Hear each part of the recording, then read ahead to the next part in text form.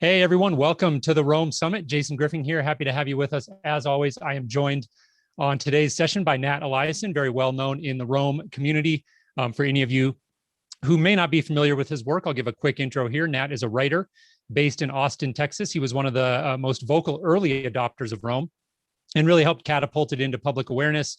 His work on Rome has been read or viewed by over 25,000 people, and his course Effortless Output has been taken by over 4,400 students.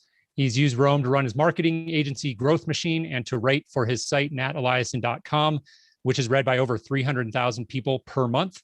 Outside of the work he does, he loves reading, fitness, and playing with new personal knowledge management tools. So we're happy to have Nat on the show. Nat, welcome. Thanks for having me. I'm excited to be here.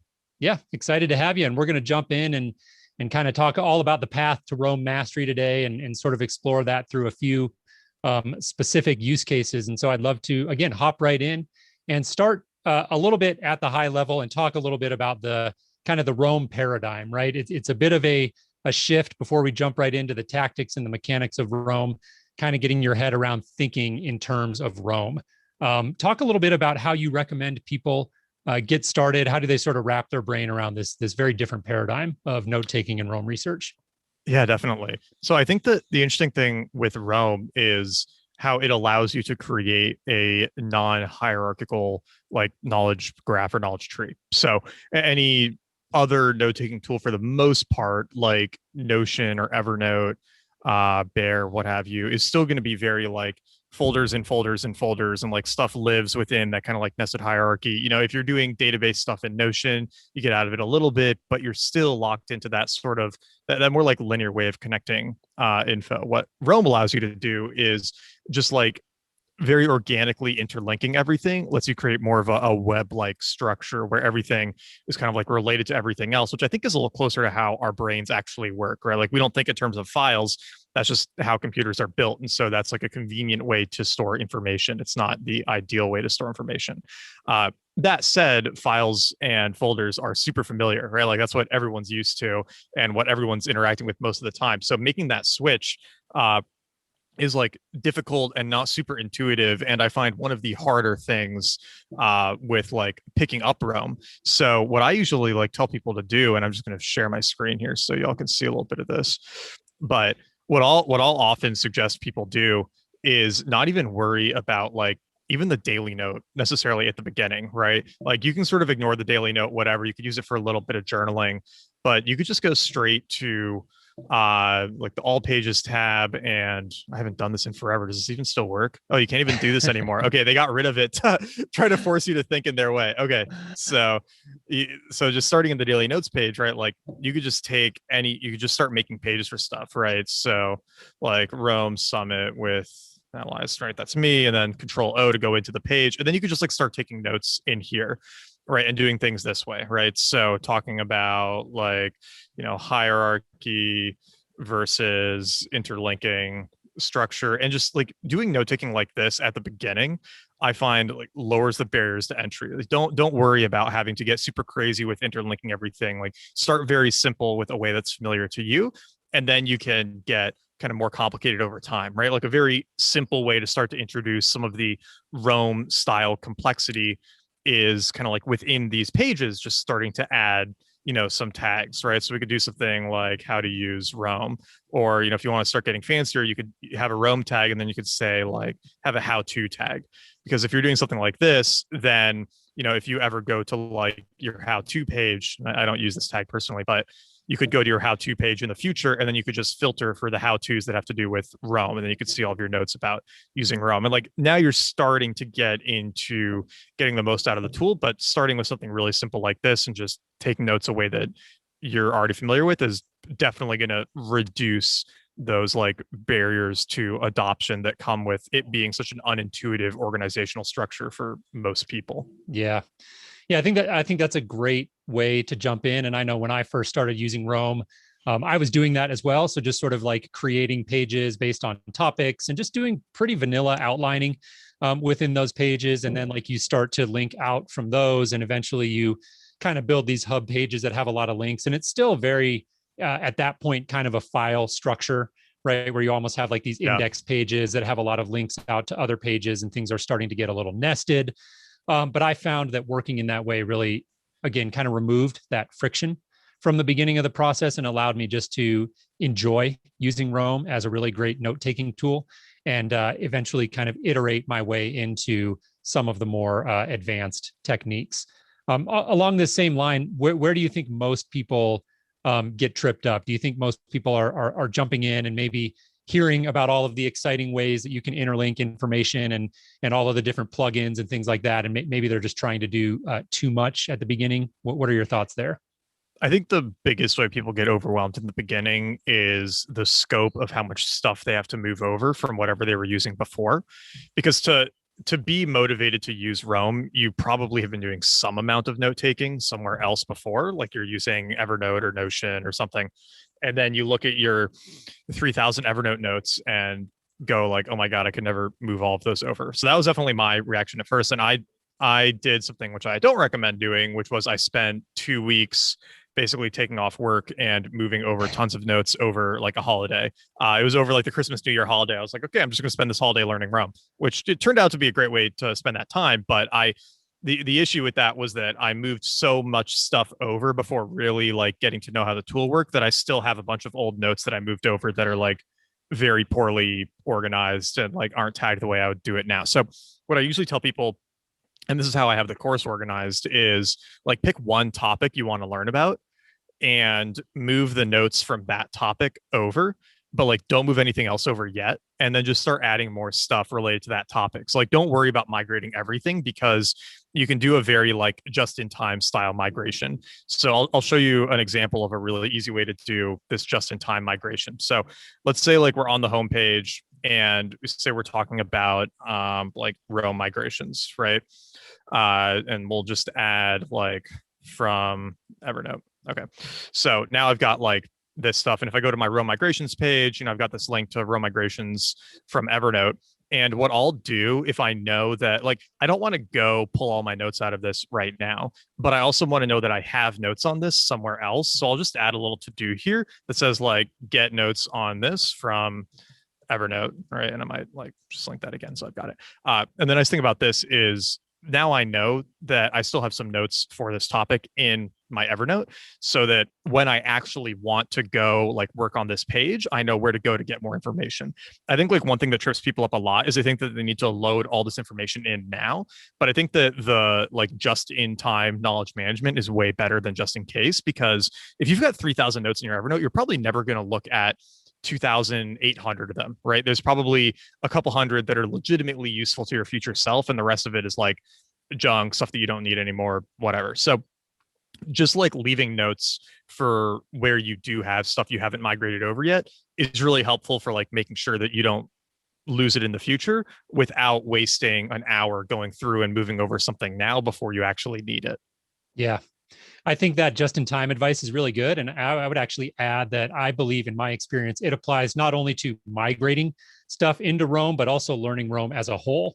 And I love that idea of like really focusing on what's an important project to me right now, like what's a topic that I'm trying to learn about and I'm reading about, and really focusing just on that kind of niche area, so that your navigation around Roam at that point is a little more controlled in terms of how many different pages you're looking at, and you can get some really quick feedback on how your system is working, and use that feedback to iterate and expand and improve your practice when you go to the next topic, versus again taking that just in case approach and feeling like, oh, I need to internalize all of this across my entire sort of range of research, can be super overwhelming. And like you said, it doesn't really highlight maybe the mistakes that you're making as quickly as those tighter feedback loops do. Speaking of, go ahead. Oh, no, I was just going to say on that, like another easy way to get overwhelmed is all the features. And if you just understand like creating links with double brackets or tags, the sidebar, and filtering, that's all you're going to use like 90% of the time. Like that's all I use 90% of the time, right? Like you probably never even need, you don't need to learn queries like to get a lot of value out of Roam. You don't need to play with like diagrams, or like you don't need to touch most of the features. Like the base ones are going to get you 90% of the way there for anything you would use it for in most cases. So just focusing on like starting to get some information in there and getting familiar with like those core set of features is going to be a better use of your time than trying to like learn all of that stuff from the get-go. Like the only time you start to need queries is when you want to filter on more than one attribute, right? But like even for, my database, for some of the stuff that's like a huge page, like let's say I go to my articles page, which is just like a massive, so 453 articles in here, right? But like if I filter this and I say like, all right, let's just look at nutrition articles, right? And like this is already pretty useful. Like I didn't need to write a query for this. It's actually faster to just go here and apply the filter. Like you only really start to get into it when you need to do like the really multidimensional searches. But even for 450 references, queries aren't like that necessary. So I wouldn't worry too much about all the like crazy features from the get-go either, because if you just start using the tool, you're gonna be fine with like a very basic feature set.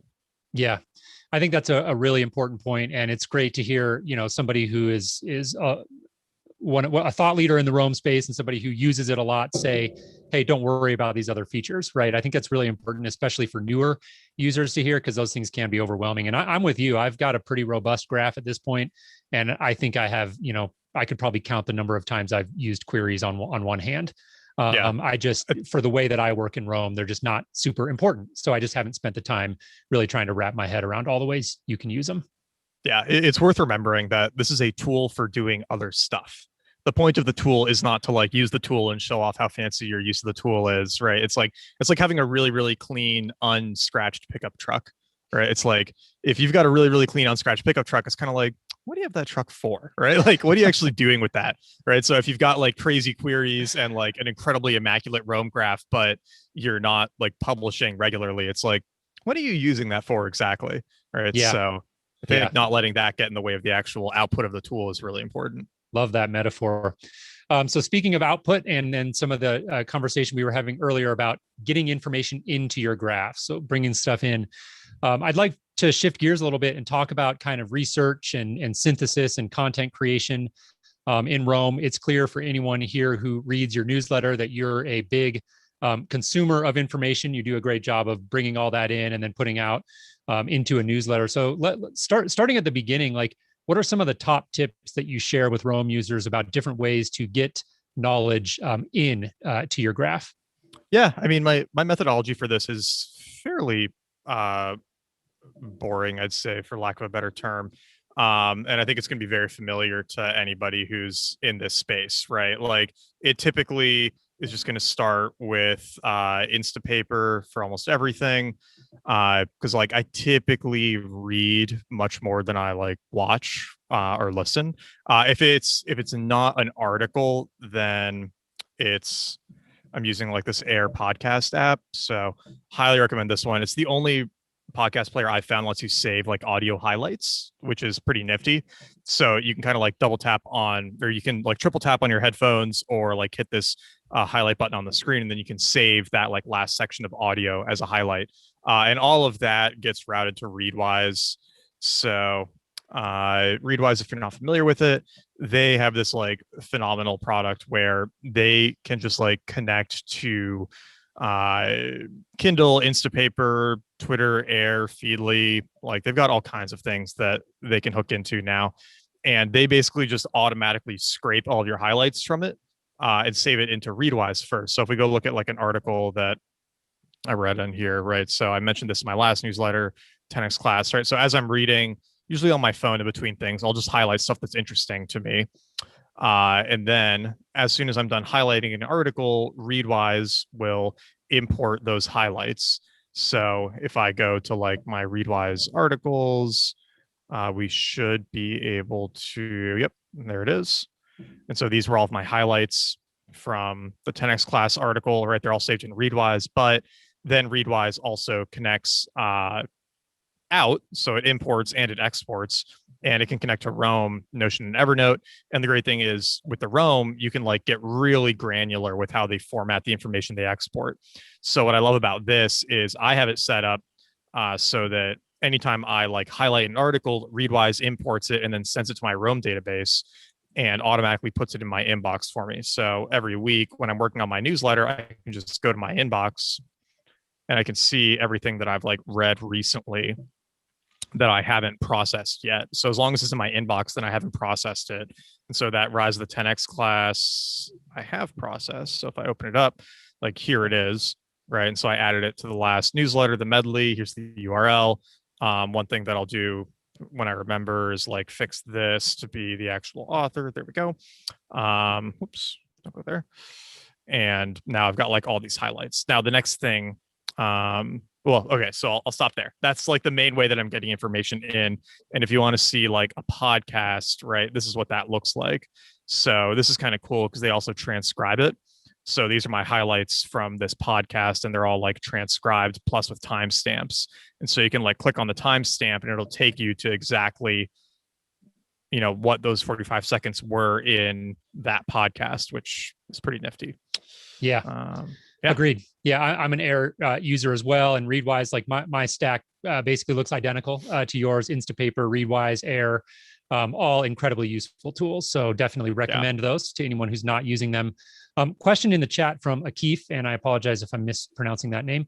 But where do you find stuff you want to read? So before we shift to kind of processing that knowledge, you're obviously taking in a very diverse body of information. I would imagine that some of that's just been over the years, kind of picking things up one at a time. But what tips do you have for people who are looking to maybe diversify their inputs as far as reading and podcasts and things like that?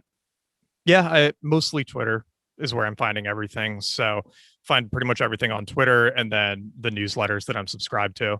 So I'll especially look at what people who I read are linking out to or recommending, right? So if someone's got a Substack I really like, then I might check out the things that they're linking to. But Twitter is where I get probably 90% of it. Just trying to follow a fairly interesting group of people there has been very helpful. I also like, I'll ask questions a lot on Twitter or like mention things, and then other random people will respond with like, you know, articles and stuff to check out. And so that's really helpful too for finding stuff. But that's obviously something that like you need to have like some number of followers to benefit from. So just following interesting people and seeing what they share is like a really, really good way to get exposure to a variety of stuff. Yeah. And I think that advice about looking at what they're linking out to and then, you know, flagging those. I have a page in my Roam graph that's just places to dig, is what I call it. That's and cool. it's, so if I'm reading and I see something that I don't necessarily want to jump off of what I'm reading at that moment, but I want to flag it as maybe another area to go dig later. I found that as an effective tool as well. That's great. I'd love to get back to your process there. So you talked about bringing everything into an inbox. Tell me a little bit about how you handle processing that. I know with some of the inboxes that I've experienced or experimented with in my graph, I've struggled to kind of stay in the habit of keeping them clean, and they sort of get overrun at a certain point. Do you have a very sort of mechanical, like repeatable process where you're reviewing these maybe every couple of days, or talk a little bit about your process in terms of how you approach it with timing and the habit of it, as well as what are kind of the next steps in terms of processing things out of the inbox? Yeah, I mean, the nice thing is I'm setting up my newsletter every Monday. So whenever I work on that on usually Monday, but sometimes I'll get to it the Friday before, that's kind of when I start going through and deciding what to do with stuff. So, you know, like for this article, this one started out pretty interesting, and then it kind of like got less interesting. So I probably just like take out the whole medley tag, take out the inbox tag, add a couple of other tags, right? Like, so sort of about critical race theory, and like education, just like leave those, not recommended by anyone, and then just say like, okay, cool, like that's good enough. Like if it's not something I'm going to recommend, I'm not going to put that much work into it.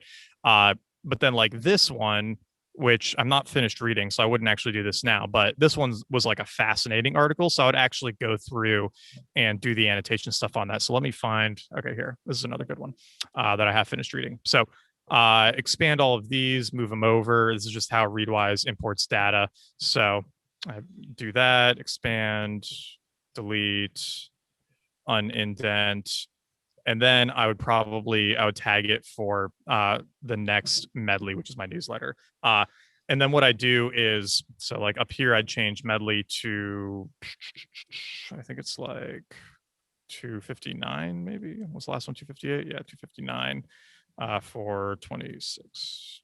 Cool. do that and like add some other tags up here, right? Say like networking, friends, intelligence, whatever. Go up here, ribbon farm. I'd change to Venkatesh Rao, recommended by, don't think there was anyone. And then I'd like have this.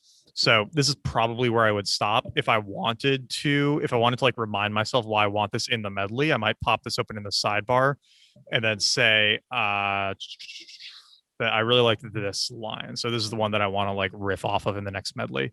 So I'm just holding down Option and dragging that over, and now I've got this linked reference so that if I'm in my medley page later for I can see like, oh yeah, like I wanted to riff on this or something, so I can just like shift click it, open it in the sidebar, shift click that to get the whole thing in the sidebar, and now it's like, all right, I've got this kind of like my inspiration for writing this part of the newsletter. And then if I come back to this in the future, I'd probably do a little bit of aggressive summarization on it if I wanted to.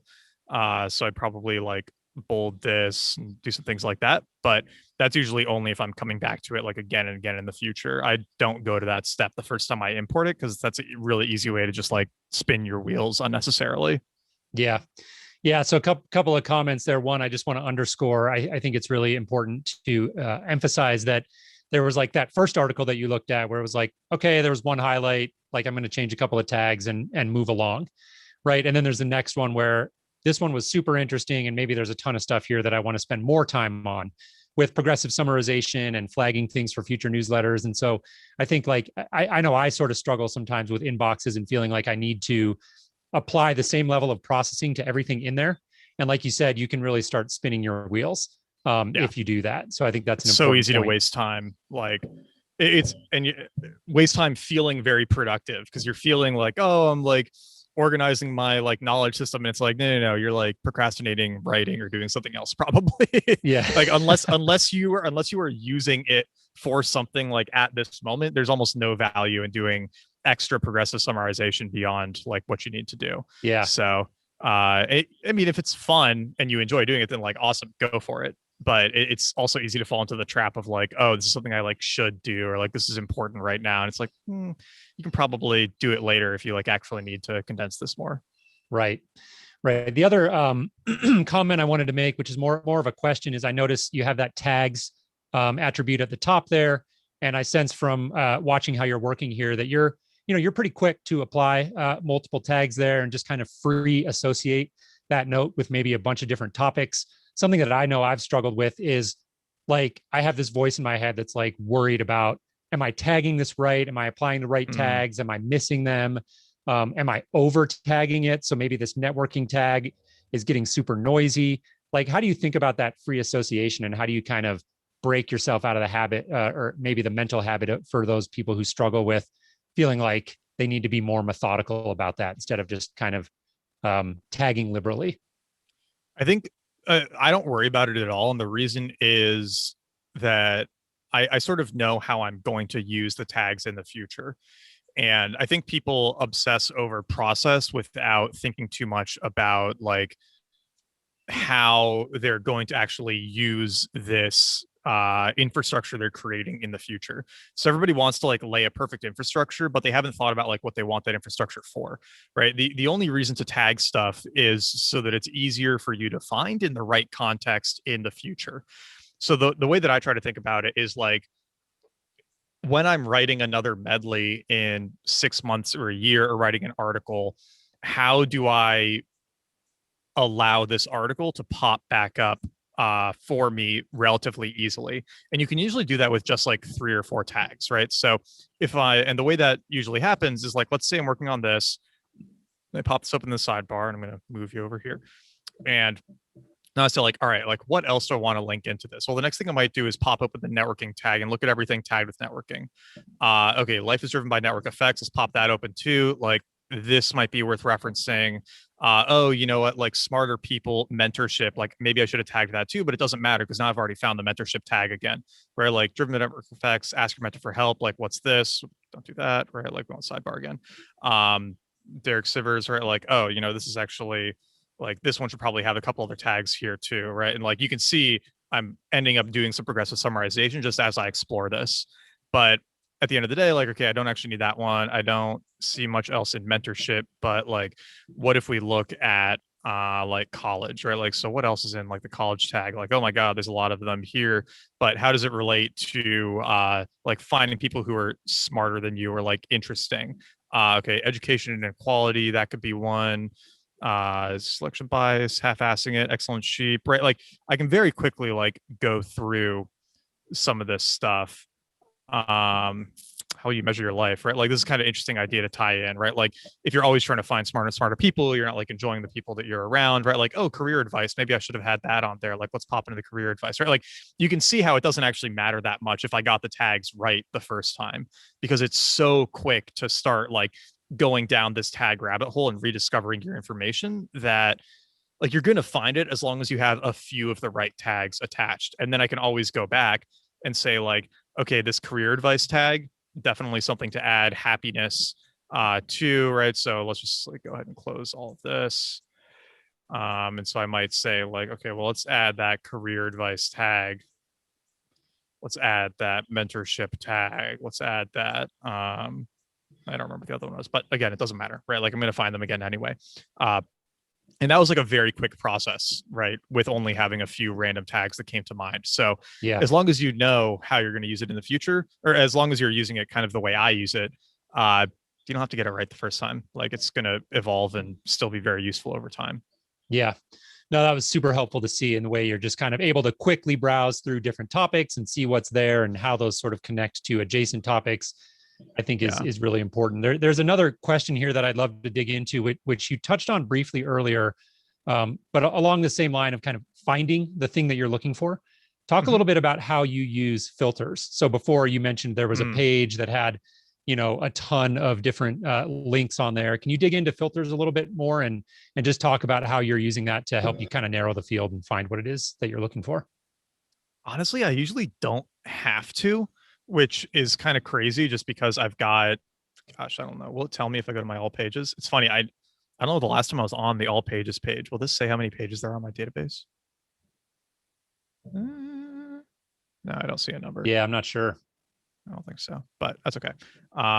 We can look at my graph overview if it'll load. Sometimes it doesn't load. But anyway, I mean, in terms of filters, like, woohoo, there it is. There it is. It's fun. Gosh, I always wonder what these big nodes are, but they're always like articles or something like that, or medley. They're like the boring tags. Yeah. All right, I'm gonna crash my database. Okay. Yeah, I mean, in terms of filters, like the one area that they'll definitely get used if I go to like articles. So if I said like articles or like, let's say books, all right, so we can go to my books page, and I've got 274 book notes in here. So if I expand that, it's very slow to load, but let's say that I want to look at like, books related to writing. Like, this is very helpful because now I've kind of like got this filter of like, okay, what are all my books related to writing? All right. So if somebody asks me like, hey, Nat, do you have like a good book you recommend on writing? This is a very quick way for me to find that recommendation for them. Same thing with if I'm on my articles page or whatever. But if I'm on my like, let's go to my, let's see, I think my habits page is fairly robust, but I mean, even this only like that many references, right? Like some books, some articles, some notes to myself, some things like that. I mean, let's go to my productivity tags. This one, okay, 67, right? Like, here's one where, okay, a bit of filtering would probably be helpful. Like, let's just look at books or articles or, stuff on productivity and happiness, right? Like, this is an article idea. This is something, an article, a book, a couple other articles, right? Like, here it's getting pretty helpful. The other place that I find it super useful is, let's see, will it work here? Yes, cool. If you are doing project management in Roam, the on-page filtering is exceptionally useful because if you're blending your to-dos with your information, like I am here, you can actually filter the page to just show you like the outstanding to-dos that you need to do, right? And that's like a really fast way to narrow down information. Or let's say that I want to see everything that I've done for the second version of the Roam course. This is like a while ago, right? But like you can see all the tasks that I had to complete to get it out the door. Like, or let's see like everything in here that was related to Tiago, right? And it's like, okay, these are my meeting notes from meeting with Tiago, right? Like, the on-page filtering is very, very powerful when you start getting these like really, really robust project pages in particular. Yeah. Well, that's great. I think that's a useful tool, definitely, that I could probably do more of. And so that's a great tip, I think. And it segues perfectly. Actually, I did want to shift gears and talk a little bit about your use of project pages and sort of productivity tracking in Rome. So we talked a lot about creativity and knowledge synthesis and that sort of thing. But share from a high level, maybe talk a little bit about those project pages. I incidentally think those are a really good use case for people who are just getting started, right? Because you can kind of build a bunch of information into one place. And again, it's that idea of using that as a central place to kind of link out. So give us kind of an overview of your approach with project pages, and maybe talk about some of the ways that you present that typically to a new user.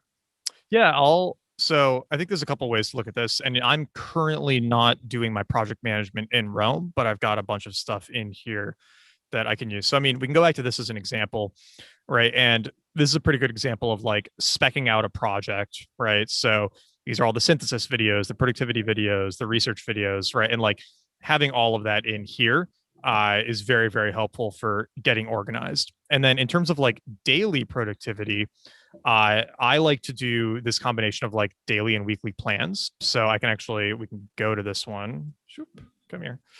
Right. So this was like this is my weekly plan for, August 24th. And this is like, all right, here are the things for me to review before I choose the things I want to do for the week. And then here are my top projects for the week, which are like Rome course V2, uploading bonus videos, finishing this article, publishing this other article. Like these are my top weekly priorities, or these are my top priorities for the week. And this structure here, this like TP Rome course, like all of that, what that allowed me to do was, if we go back to my daily dashboard, I have this text expansion for like creating a daily dashboard. And so that has me do morning pages, right? So I can pop these up and I can like write up my morning pages. But then I can look at my top priorities that I have from those weekly plans. And this is just a query that automatically pulls them in. So, this is, don't worry if this query doesn't make any sense to you. It's like a fairly complex one. But it says, show me my top priorities that need to get done, and then show me all of my to-dos that are not top priorities that I set to be due between today and the last month. So everything that's kind of overdue. And this is just very helpful for like organizing the stuff that needs to get done, as long as there were due dates attached to all of it.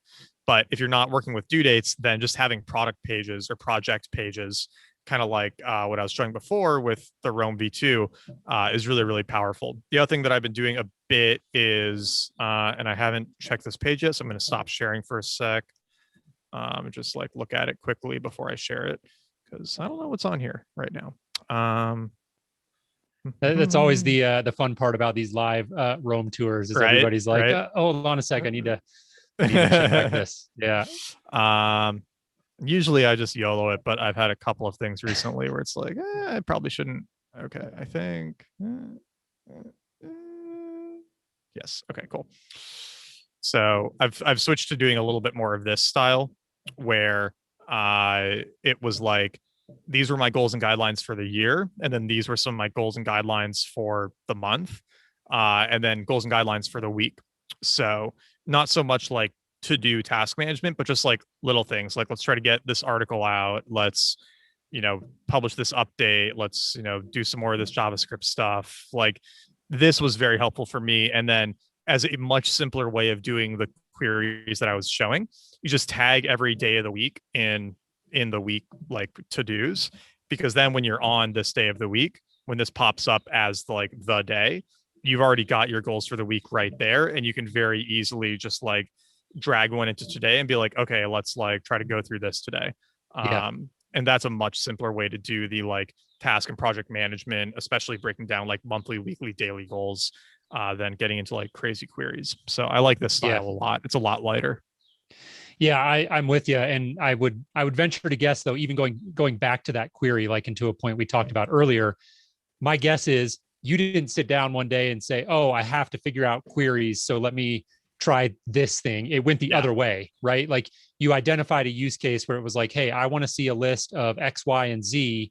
and then you work backwards from there. So it's kind of going Yeah, back to that exactly. just-in-time idea, where you're letting the demands and the needs of your current workflow kind of dictate where you're spending that energy. I think is really critical. And then the other Yeah. thing that I would add here, just as kind of color commentary, is that personally, this sort of weekly planning, almost journal style, weekly, monthly updates, those sorts of things, I think are a fantastic use case for people to learn Roam as well, because they really help you understand, like, okay, if I tag this date and then this project and then put a bunch of stuff under there, I can sort of come back and see these certain things under the linked references for the project. And it really gives you kind of a good sort of view into how things interconnect. And it's also Yeah, incredibly useful, right? Like that's one of my main Roam use cases is my weekly review. I think it's a super compelling use case for Roam. definitely. There is a question in the chat. You mentioned you're not currently doing your project management in Roam. What are you currently using for project management? GitHub, because I'm GitHub. working with a friend on like doing a bunch of random like programming stuff. So we're just like we're building a I can just share this. It's like this has been my project the last month or so, is to like learn a lot more development, which has been a lot of fun. So we've been building like an online platform for kind of like a Yelp for online courses. Uh so it's been actually really fun for us because he's like one of my best friends from college and he's a designer. And so we've just been like building this out together because like there really isn't, strangely enough, there's like not a great third party review platform for courses. So like we've been building this and then we do everything in GitHub because we're like working on something together, right? It's like Roam is awesome for solo project management, but like not the best for team project management. So we're just doing everything in like a Kanban board here because the GitHub project management is actually quite good. I've been impressed with it. So we've been doing that. Interesting. Cool. You mentioned there that it's not, in your opinion, a great tool yet for multi-person project management, at least. Are you Yeah. doing anything multiplayer in general in Roam? No, I don't think it works very well. It's not built for it. Like Yeah. maybe they'll add support for it in the future, but right now it's very much a one player tool, I think. Yeah. I'm with you there. I know there's been a lot of kind of excitement about what might be possible someday with Roam multiplayer, but today it just feels a bit to me like square peg in a round hole, and Yeah, there's a little bit more work to be done there in order for that to be useful. But certainly a lot of potential. Cool. definitely. I'd love to zoom out here in just the few minutes we have left. What other fun use cases are you experimenting with in Roam? Anything that we didn't touch on? Um, I'll show this because this is a use case that I've been experimenting with that wasn't in the course or anything. But as I'm like learning programming, I've been trying to find good ways to like document that knowledge in here. So I've been like adding random little things I learn to like Roam and just like trying to tag them. So like this is a good example of like learning how to write ternary conditions in JavaScript. And you can actually like embed code in Roam, which is really nifty. So you can like add these code blocks. And now if I ever like need a reminder of how to like write ternaries, I know exactly which video I learned how to do it from if I want to go check that out. But then I've also got these examples right here to like remind me of the structure of doing it. And this is really cool. This is like a fun way to like force me to explain something to my future self as I'm learning it so that it like sticks a little bit better and so that I always know how to like refine information in the future and don't always need to go to Stack Overflow or something to which would take a lot longer than just reading a note from my past self. So this has been like a cool way to mess with like documenting knowledge for myself. Yeah, I think that's a fantastic use case. I had to learn a little bit of SQL querying it was before I got into Roam. And I remember trying to park examples and seeing this, I'm just harkening back to that and thinking, man, that would have been a great use case for Roam. Cause like you said, you can have those code snippets right there, have them sort of densely linked. So they're very easy to find later. So yeah, I think that's a Yeah. really cool one. Wish All I'd right. had it in Well, college. yeah, no doubt. Well, so I'd love to ask you one more Roam question here before we wrap Cool. up. If you were kind of put on the spot and said, "Hey, give one sort of piece of advice to somebody who's maybe struggling to kind of get their head around Roam," what would that be? Um, just take the subject you're most interested in whatever that is and try to document and like store as much interesting information about it as possible. Because I think that just like having something else that you're very interested in and then using Roam as the tool to help you like collect and assimilate that knowledge is a much stronger like way to start to enjoy and see value from the tool over time than like being told that it's this super useful thing and you just need to like put stuff in it and then eventually it'll be useful, right? Like it's not very compelling. So it's like don't even worry about the value, just like start adding notes to it about stuff that you're really interested in, and I think the value will like emerge over time when you're not expecting it. Yeah. It's funny because like when I discovered it, and you know maybe when you did too, there was like no hype. It was like super early and it was just like this weird super nerdy tool, and so there were no expectations that it was this like magical thing. And now you've got like me and Ollie and Thomas Frank and like all these other people writing about it and talking about it, saying how like awesome it is, and then you go try it and you're like, this is confusing and ugly and expensive, and like why do I care about this? And so you need to kind of like try to ignore all of that hype in a sense and just like start adding stuff that you're interested in to it, and then eventually it'll kind of be like, oh, okay, I kind of get this now. Right. Along a similar line there, there's one more question in the chat from Dinesh, who says, where do you currently see Roam as insufficient? That's a good question. Mobile speed. I think like I'm glad that Athens is out there now, because I think that they haven't had like serious competition yet.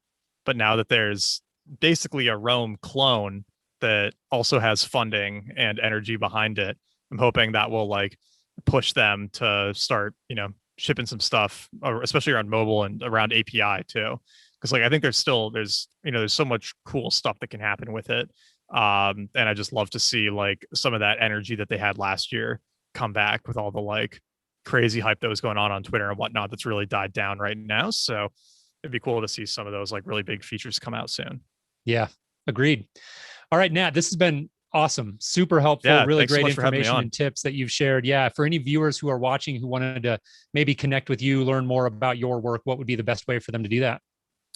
Probably just Twitter. So twitter.com/Nat Eliason. I'm most responsive there. And then my website's nateliason.com. So got a lot of links there. And obviously the course is just effortless output. Or if you search like Nat's Roam course, you'll find it too.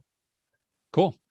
Very good. Well, before we wrap up here, just want to thank everybody for joining us today. If you're interested in connecting, a few ways for you to do that. So subscribe.roamsummit.com. That'll get you signed up for the email newsletter. We send out additional resources and session notes after each one of these sessions, including links to the recordings, as well as, of course, updates to future sessions. At Roam Summit on Twitter, give us a follow over there. And then if you have any feedback, comments, suggestions, ideas for future sessions, love to receive emails. So feel free to shoot an email over to jason@roamsummit.com. Thanks again, everybody, for being here. And Nat, thanks again to you. This was a lot of fun. Thanks, Jason. Talk soon. All right, everybody. Have a great day.